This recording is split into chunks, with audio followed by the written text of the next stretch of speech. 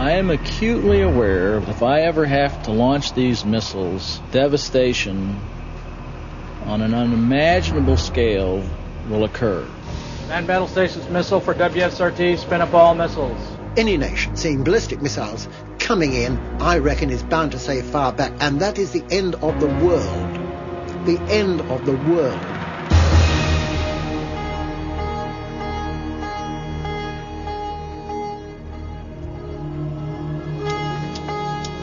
That is the whole idea of this machine, you know. Deterrence is the art of producing in the mind of the enemy the fear to attack. One away. One away. One away!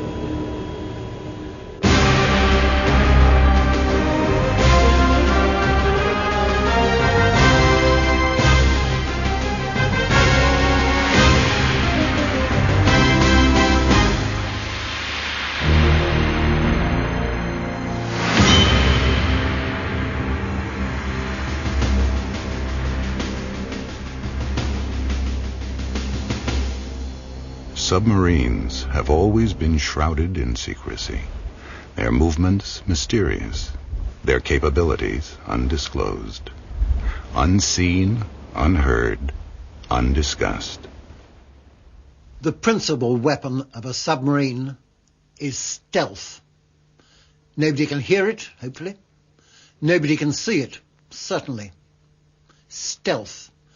Coming up and surprising your enemy before he has any idea you're there.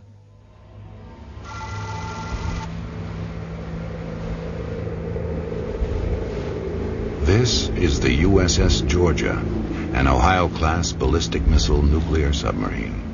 It is submarines like this which defined the balance between the superpowers throughout the Cold War. That era may be over, but their purpose has not changed. The Georgia contains more explosive power than has ever been unleashed in all of history. More than 1,000 Hiroshimas in one steel hull. They call her a boomer. She is also the longest submarine in the world. But if the ocean were transparent, this is what you would see.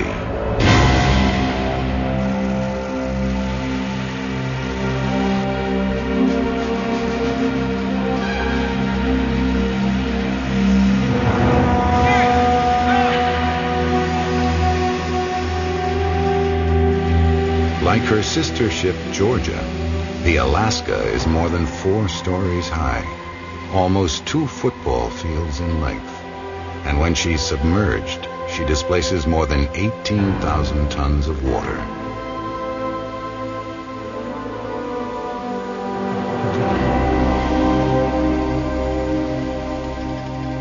The hull is built on an enormous scale, but for a very good reason. It's designed to hold 24 Trident ballistic missiles, each one 40 feet long, and capable of carrying up to 14 independently targeted nuclear warheads. The missile deck. The crew call it Sherwood Forest. Everything on the submarine is designed to maintain the well-being and readiness of the missiles inside these tubes. They are monitored around the clock. Fortunately, the missiles are comfortable in conditions which also agree with their guardians.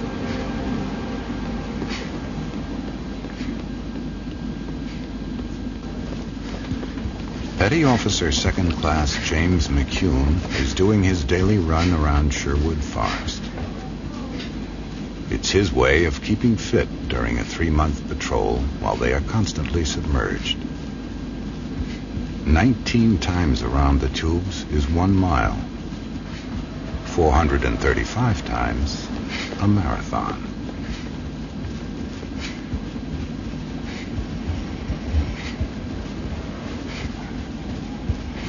Keeping these missiles in a state of constant readiness is the ultimate responsibility of one man. At 49, Captain Richard Raz is one of the U.S. Navy's most experienced submarine commanders. I always tell my crew, guys, if I don't chew on these, I'll be chewing on you, so they don't complain too much. I have reformed the modern Navy. I don't smoke below decks. I only smoke outside, and that's pretty infrequent in a submarine, once every 100 days. The purpose of a boomer is to provide strategic deterrence for the United States. My mission is actually quite simple. Be ready to launch these missiles when directed with little or no probability of anybody's interfering with that action. We do that by remaining undetected, at sea, covert, unlocated by anybody. The whereabouts of Captain Raz and the Georgia may be unknown, but they're certainly not alone out there. There's a similar submarine hiding in the ocean, and it's even bigger. Captain Andrei Zhiguliov drives the biggest submarine in the world.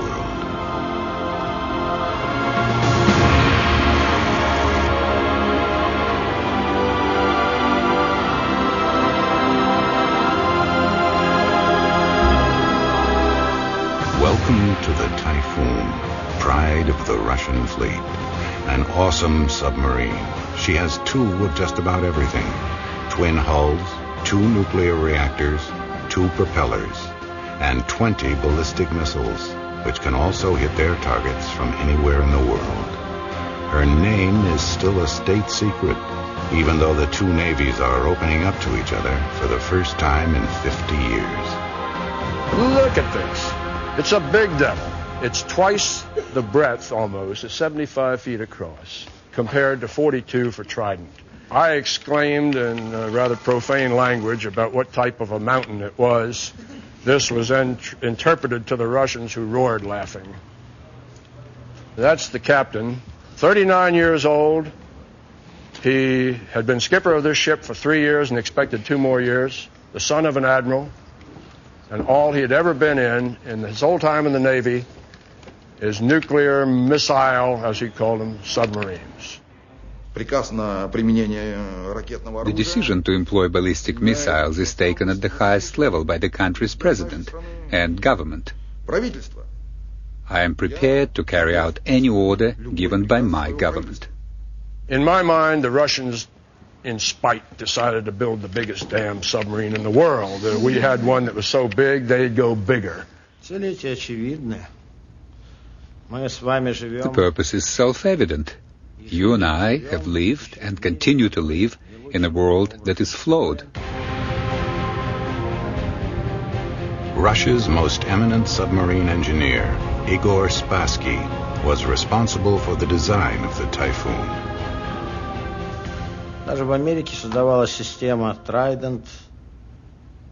America was building the Trident submarine.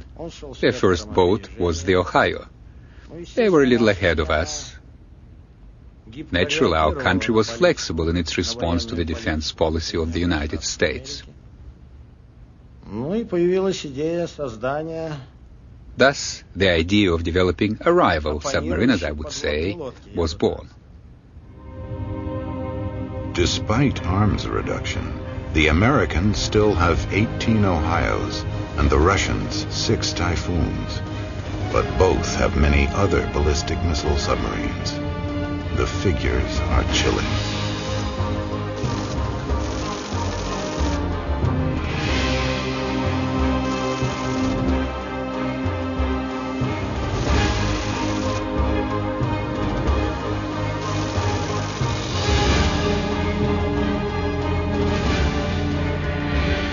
They call it mutually assured destruction. It is the basis of deterrence, and indoctrination in this strategy begins on day 1 of training.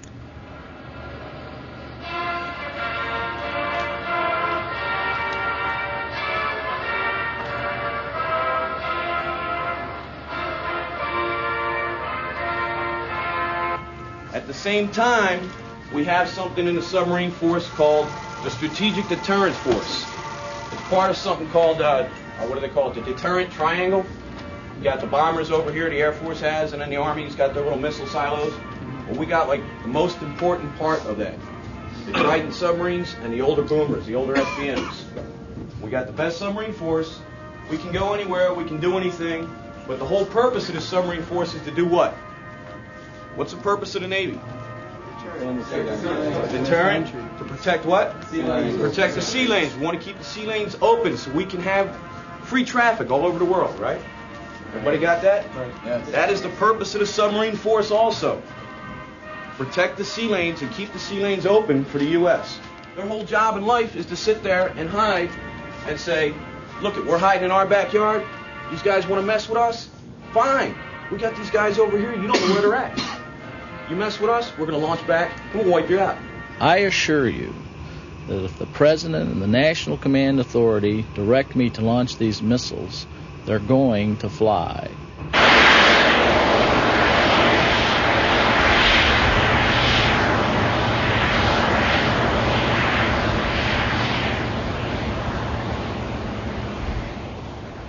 Once the Georgia submerges and goes on patrol, she will not surface again for up to 3 months. She will spend her time avoiding any contact, her precise whereabouts unknown, even to United States forces.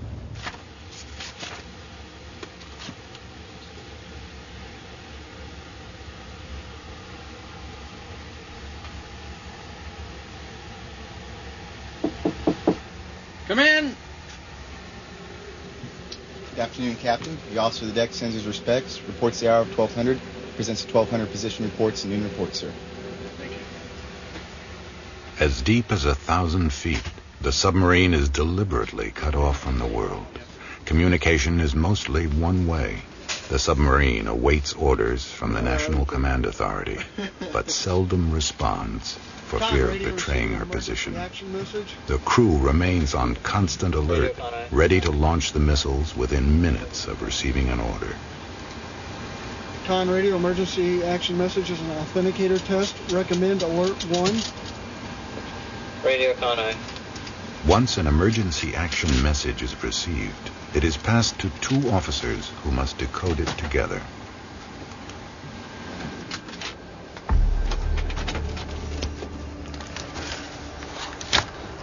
Alpha, Alpha, Alpha. To do so, they must get sealed codes from a safe within a safe. Only a few officers know the combination of each safe. No one knows both numbers, which are never committed to paper. Authentication required. Okay, we need to get the authenticator out of the safe.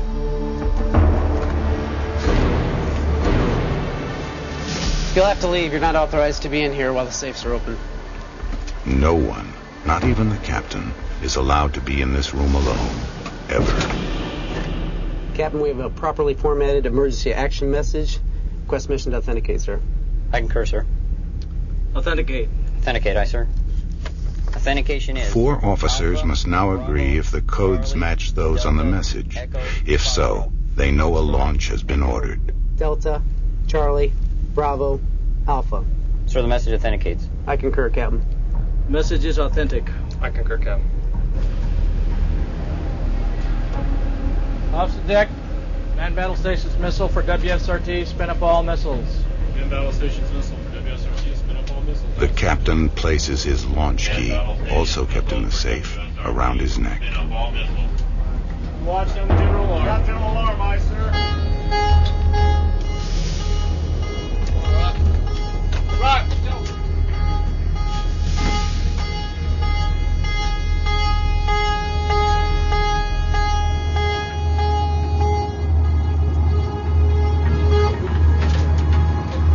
Man battle station missile for WSRT.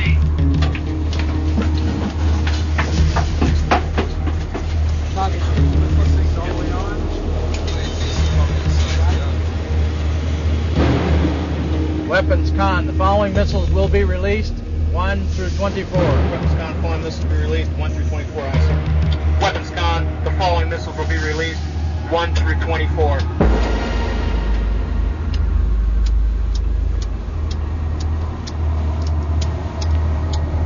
Set condition, 1 SQ for WSRT. Captain issues launch orders, which are repeated exactly by the executive officer. The weapons officer must recognize both voices before continuing the procedure. Weapons con, simulate pressurizing release tubes to ordered launch deck. Simulate pressurized release tubes to ordered launch deck, aye, sir. Weapons con, simulate pressurizing release tubes to ordered launch deck.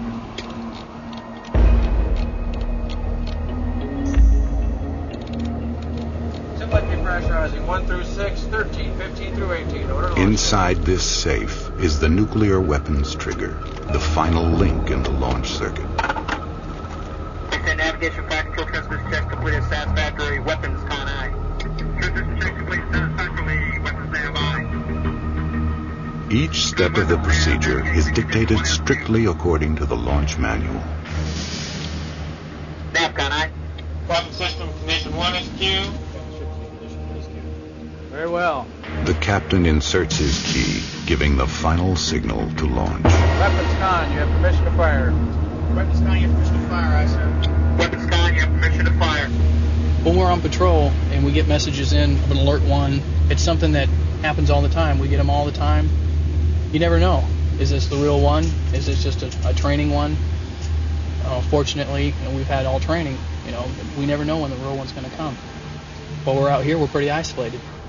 Supervisor, initiate countdown. Initiate countdown, aye. To note 1, to note 13.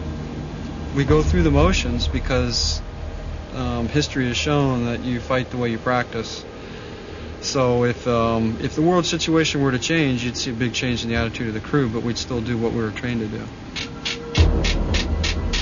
If it was for real, it'd be probably a lot quieter, a lot more tense. It'd go the same way, though. Prepare 1. Prepare 1. No one wants to destroy a whole civilization or the whole planet, because I think we all know that that's what it would come to if we launched all our weapons. But in order for deterrence to work, we have to be willing to do that if we're called upon by our government to do so. And I believe all of us are willing to do that. To note 2. To note 2. We've been trained, so we do our job like we're supposed to, and hope our government knows what they're doing. 10.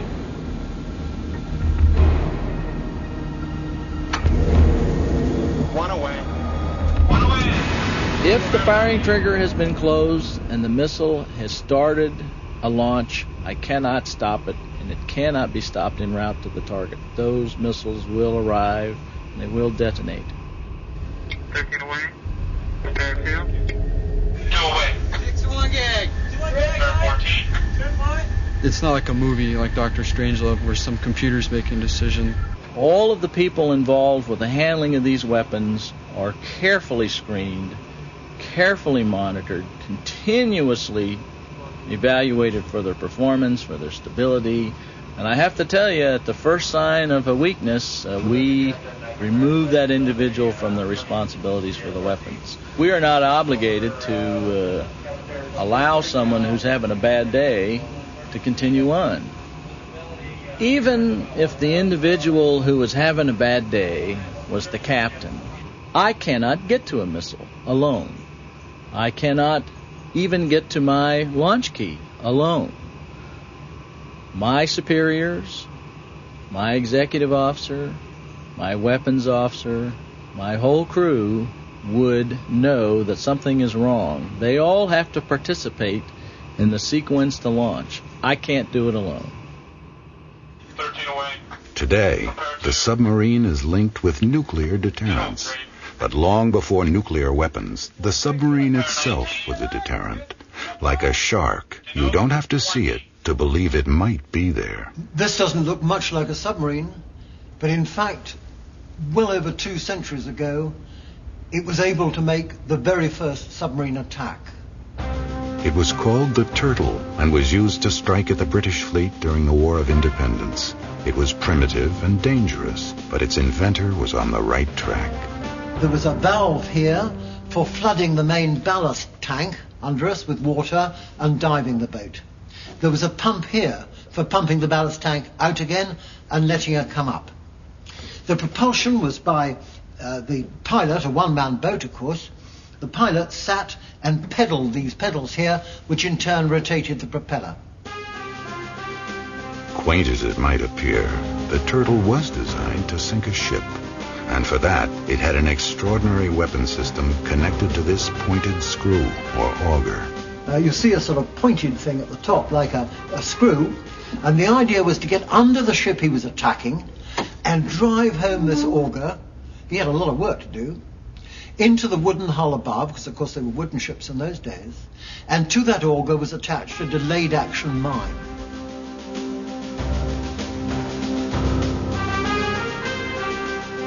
Although the attempt failed, a potentially lethal threat was born. It was the first idea of submarine deterrence.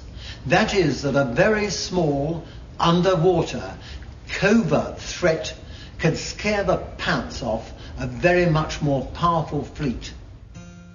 The idea of traveling underwater has always been associated with deviousness and stealth. Even Leonardo da Vinci is said to have refused to commit plans for a submersible craft to paper because of the evil nature of men who practice assassination at the bottom of the sea. Small wonder that early pioneers had to combat the belief that undersea warfare was immoral and reprehensible. Way back in 1898, John Philip Holland, the father of all modern submarines, was attacked by Dame Clara Barton, the founder of the American Red Cross, when she saw around his little submarine. And she said, "Mr. Holland, you created the most dreadful weapon of war," and went on to say how ashamed he should be of himself. And he said, "Madam, on the contrary, I have created the device whereby war may be prevented." Today he would have said deterred.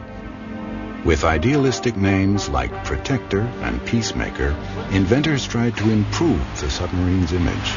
But in 2 world wars, it was to prove a far more effective assassin than Peacemaker. Propulsion was no longer by pedals, pumps, or in one case, rubber bands. As Jules Verne had predicted with his mythical Nautilus, electricity was the key. It was stored in batteries for use when submerged, but the early engines which generated it were clumsy and dangerous. What was to transform the submarine into such a potent hunter-killer was the reliability of the diesel engine. We're in the engine room with these 2 gigantic diesels. Here are the starting controls and speed controls. And you can only run these diesels on the surface or snorkeling because they use a lot of air. And where you and I are standing now, we'd be in a howling gale if we were running these gigantic rock crushers, as they're called. You can see why. They look pretty crude, but they're rugged. And they can be mended at sea. We had to do our own repairs. There's no garage to stop in if you're 5,000 miles from home. And you have to be very quick on shutting these engines down if and when you dive. You've got perhaps a couple of seconds, no more, to shut these valves, otherwise water comes back in, and that's very bad news to the engines themselves. Very noisy engines. They made me deaf anyway. I can't hear a thing above 1,000 hertz. But when you're dived, you have to go to main motors supplied by the battery. That doesn't use any air. So you go to main motors. These look very crude controls by comparison with a modern press-button affair, but they're solid. You know exactly what's going to happen, and they're not going to jump out under a depth charge attack.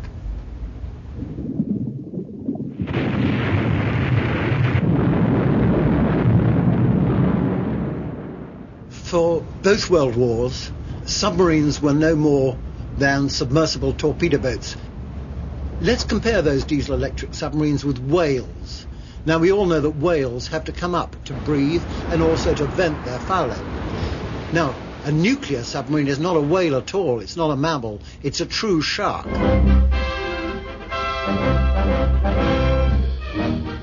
At Groton, Connecticut, a new naval era dawns with the launching of the Nautilus, one of the largest submarines ever built, and the first atomic-powered craft in history. It may well initiate a revolution in naval warfare. Mrs. Eisenhower christens it with a valiant blow. The nuclear submarine was a technological revolution.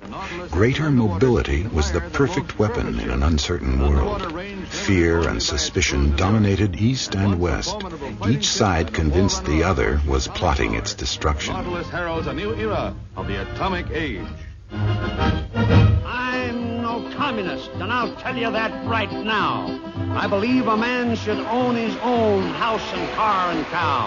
I like this private ownership, and I want to be left alone. Let the government run its business, and let me run my own. Fear of the bomb led to hysterical propaganda. Be ready every day, all the time, to do the right thing if the atomic bomb explodes. Duck and cover. That's the first thing to do. Duck and cover. First, you duck.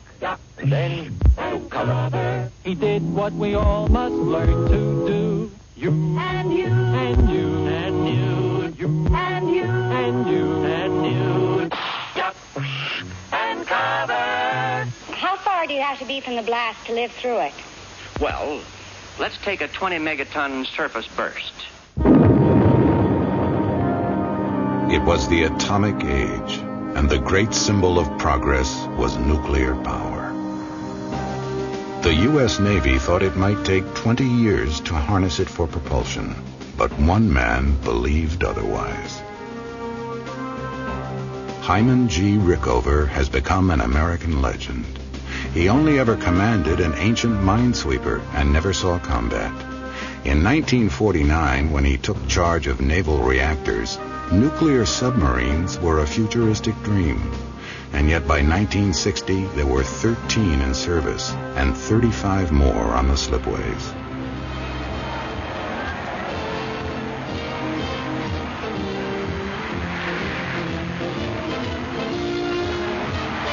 A speedster which will command a submerged 50 miles per hour, making it necessary for her crew to wear life belts during her... The magnificent agility performance of that submarine, where you could almost fly in. It's what it was like. Under aircraft carriers, match their speeds, or operate on the flank of a task force, picking the time and the place for your attack. You say to the crew, well, we'll wait till after the movie's over. USS Triton, the world's largest nuclear submarine. As well as speed and agility, nuclear power gave the submarine unheard of endurance. Captain Beach, who skippered the Triton on a course matching... The Triton was a brand new submarine. She had never been to sea. This was the shakedown cruise, and it was the shakedown cruise to end all shakedown cruises. And so, I felt we had really accomplished something. We'd shown that the nuclear submarine could do anything. It's Nautilus Day in New York, and the submariners who conquered the Arctic are cheered to the echo in their progress along the city's traditional route of heroes. Rickover won public and political support for his achievements, but his contempt for bureaucracy led him into constant conflict with the Navy. Admiral Arleigh Burke probably described the situation best with regard to Admiral Rickover. He said that the Navy could certainly only afford one anarchist at a time. Admiral Rickover was a gentleman who took no guidance from any Navy chief, no civilian Secretary of the Navy, no Secretary of Defense, and no President. But his ruthless pursuit of excellence in what he saw as a mediocre world also left him isolated and loathed. I think he did it because of his personality, and that was the only way he could get the results that he wanted. But everybody who knew him hated him. Everybody was scared to death of him, and when he laid out an order, you did it, because if you didn't, you got canned. And I mean it. He was very tough. He was, he was wonderful. He was kind, generous, gentle, funny, and then, of course, patient. Then came friend, mentor, and then he was my husband and my lover, in that order. He told me once that everything he did was important, but interviewing the people and then seeing them grow was his greatest achievement. For 3 decades, Rickover personally interviewed and approved every nuclear officer. For each one, it was an unforgettable event.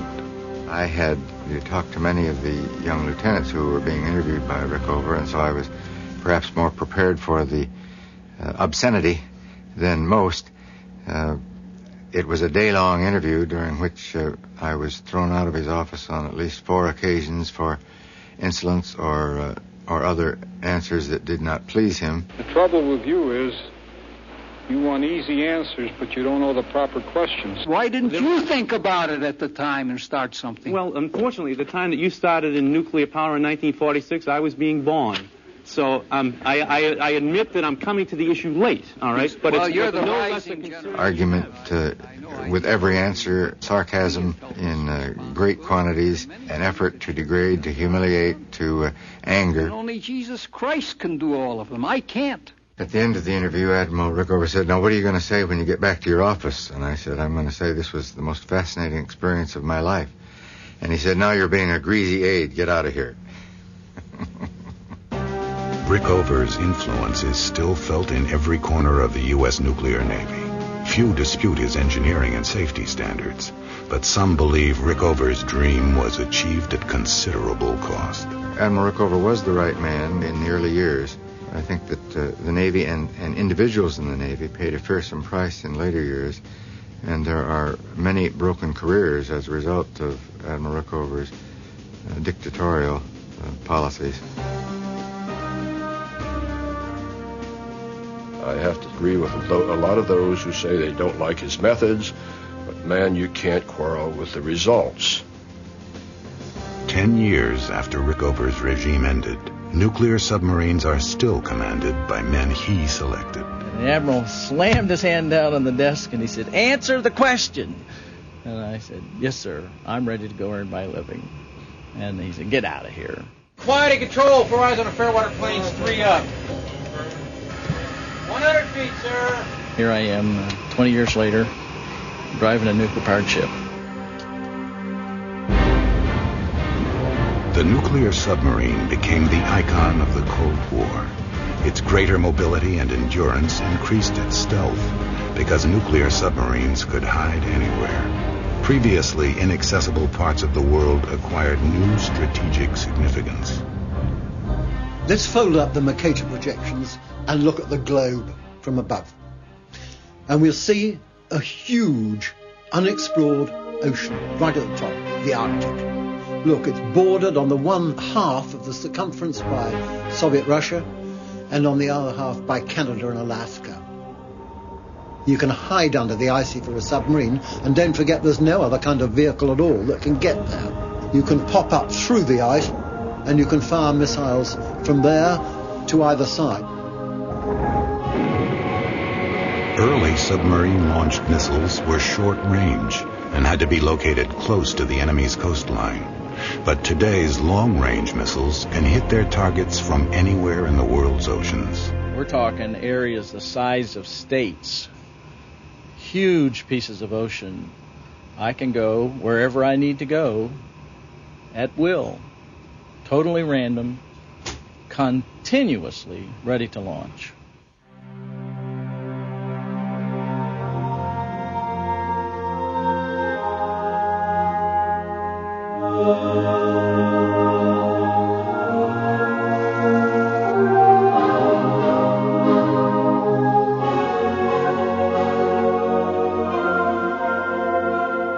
For example, out of the 10 submarine Trident force in Bangor, Washington, we would have 7 of them out on alert at a time. And on every one of those 7 submarines, I have one missile, which would have 3 of its warheads saying Moscow, Kiev, Leningrad. That's for starters, but that's on every one of the 7. The one in the North Atlantic, the one in the South Pacific, the one in the Indian Ocean, the one in the Gulf of California, the Great Lakes, wherever we want them. And in case you think you can do the job of surveillance detection to trigger destruction of submarines with IR, infrared, or laser, it'll be the one under the pole, too.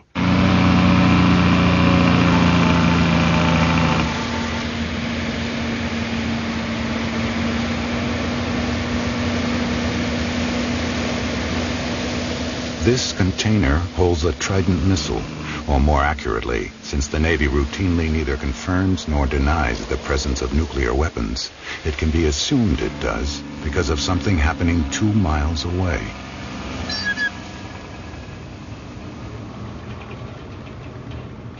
The Georgia is approaching the explosive handling wharf, where missiles and torpedoes are loaded. But it's the convoy of heavily armed Marines that gives the best clue to the truck's load. When nuclear weapons are on the move, absolutely nothing is left to chance. This is the first move in the game. The players are scattered throughout the oceans of the world. The game is hide and seek, but it's a deadly version. When he submerges, Captain Shgulyov will look for a quiet corner of the ocean to park his Typhoon and hide. But from what? No missile can find him, since his whereabouts are unpredictable. No satellite can see him. No laser yet invented can detect him. He is effectively invisible, except to another submarine. This is the USS Topeka. She's a Los Angeles-class fast attack submarine, a state-of-the-art hunter-killer. Unlike the hunter-killers of World War II, her principal targets are not on the surface. One of her jobs is to seek out enemy submarines like Captain Shgulyov's Typhoon, and in wartime, destroy them. In the meantime, it's a secret war. There has indeed been a secret war. Russians versus the West, West versus the Russians. The problem is this. Submarines can't be seen, we all know that. The only way you can detect them is to listen for them. To listen for them with huge ears built into the submarine itself. Leonardo da Vinci once wrote, "If you place the head of a long tube in the water and the other extremity to your ear, you will hear a ship at a great distance from you." In the Second World War, submarines were detected by bouncing sound waves off them. This is the principle of active sonar, but with it goes the risk of revealing your own position. Today, silent listening is the key. Passive sonar.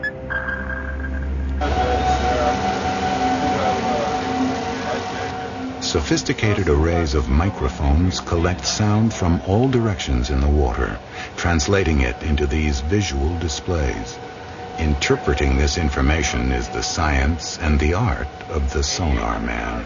Now, there's many things in the ocean, and if a submarine is looking for its counterpart, it's got to pick it out from every other kind of sound in the ocean. Now, there's the noise that whales make, burping. There's a noise that sharks make, slithering through the sea and flicking their tails. There's a noise that shrimps make, making love, snap, crackle and pop, as a matter of fact, it sounds like. There's the noise of the sea itself, of the seabed. There's a noise of merchant ships going through. And then somewhere in that, you hope to pick out the submarine that's stealthily making its way past you. That's the one you want to nail, because he's your real enemy. Each grain of green light represents a sound. The vertical lines indicate the presence of ships and submarines in the ocean. A highly trained sonar man can identify details such as how many propellers a contact has, how many blades on each propeller, and how fast it's revolving. Sierra 1 bears 042. Contacts making 84 turns on one 4-bladed screw. Well, how do you pick him out? And the answer is that you've got to fingerprint each of these separate sounds and keep them in some kind of library, just like the fingerprint library that the FBI or Scotland Yard keeps. So detailed is this library, a specific submarine can be identified by its acoustic signature. Recordings have been collected by spying on each other at very close quarters. Active single pane. During the Cold War, U.S. and Soviet submarines played what are called cat and mouse games. An American submarine would be going near a Soviet port on an intelligence collection mission, and suddenly they would be spotted by the Soviets. The Soviets would send out a submarine, and they would engage in some sort of a confrontational maneuver several hundred feet below the sea. This happened on many occasions, and there were even some scraping of hulls.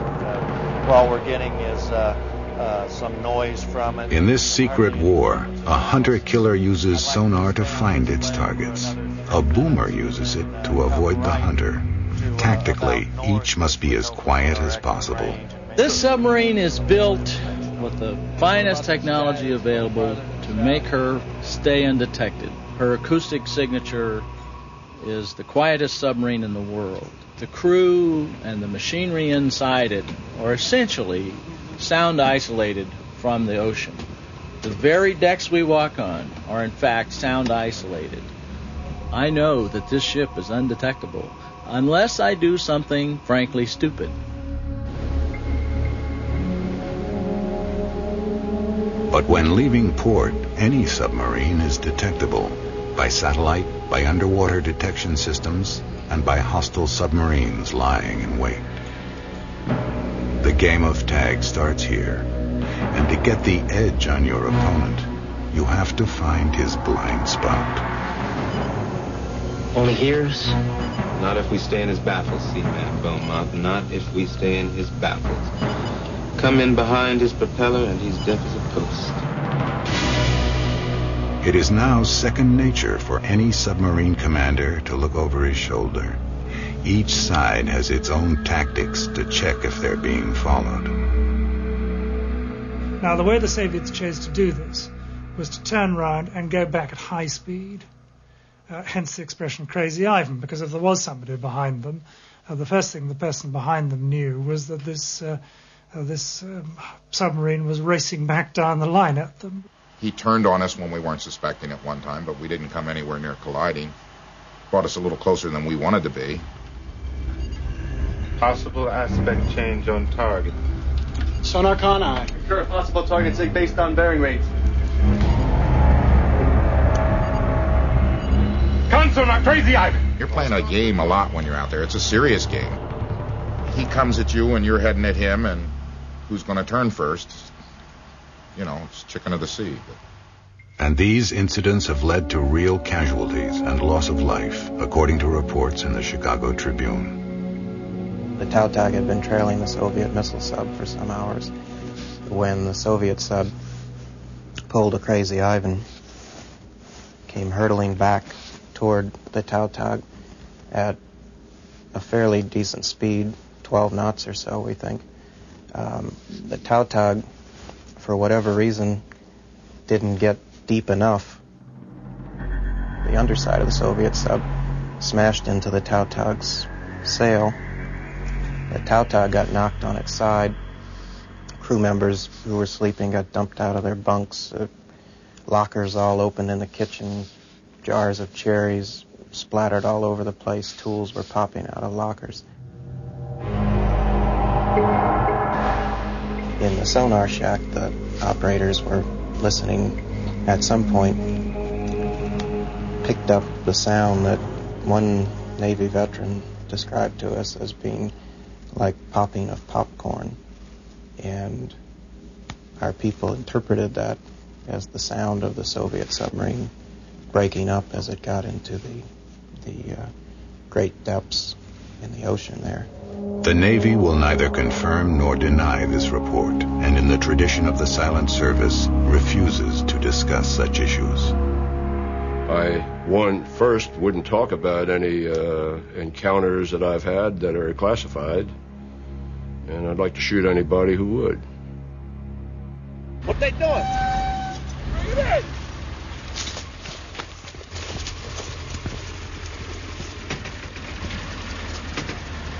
Witnessing this scene, you could be forgiven for imagining that the Cold War is not officially over.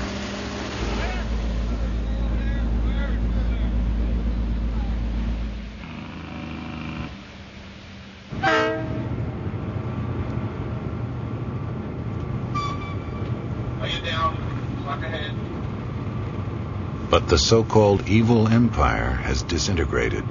According to its supporters, deterrence worked, and the genie never left the bottle.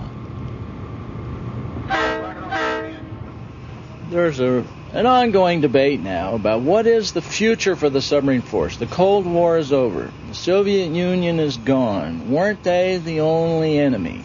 One of the problems I have with that logic is there's still an awful lot of people out there who are not in any way, shape, or form friendly. The last 4 patrols this crew made with this ship, the following events occurred. The United States invaded Panama. Iraq invaded Kuwait. Desert Storm occurred, and then there was a little thing called the coup in the Soviet Union. Now, none of those events was very well predicted by the opposition. Are we clairvoyant?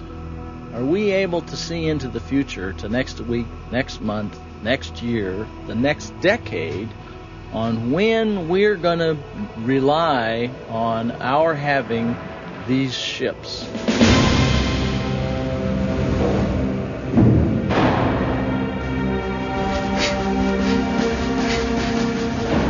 Are these warheads still labeled Moscow, Leningrad, and Kiev? For their part, the Russians have announced that they are no longer targeting U.S. cities.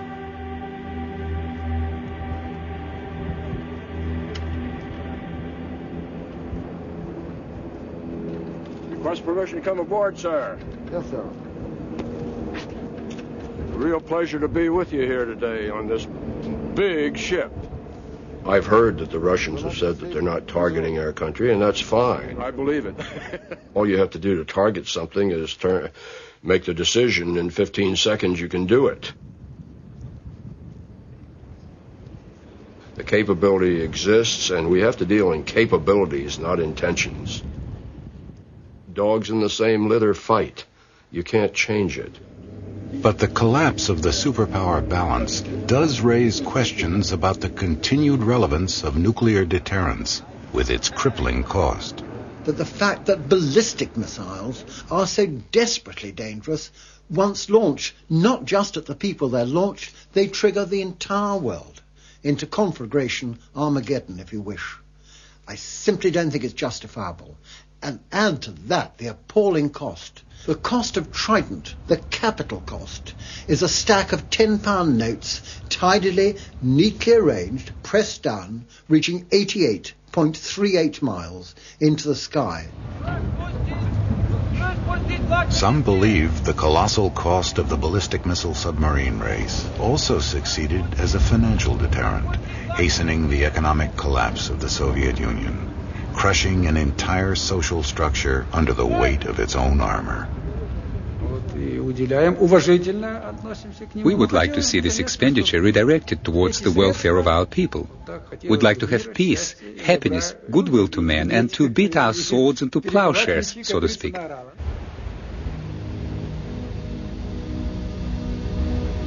When the Turtle was peddled out into New York Harbor, its inventor could hardly have imagined that the principle he was demonstrating would one day have the capacity to destroy the entire planet. But in a fragmenting world, is there still room for this ultimate deterrent? Out in the oceans, today's submariners continue to do their job. I must assure you that if I ever have to go up against another submarine, I'm going to win. And I'm going to win because I have the best ship and I have the best crew and I know how to fight a submarine. I've been trained that my whole adult life. I'm really good at it. Diving officer, surf the ship using high-pressure air. Surface, surface, surface.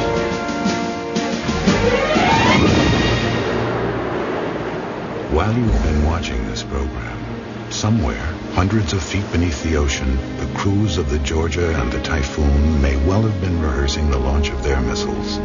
They are out there now, maybe only a few hundred miles from where you are, waiting for the call.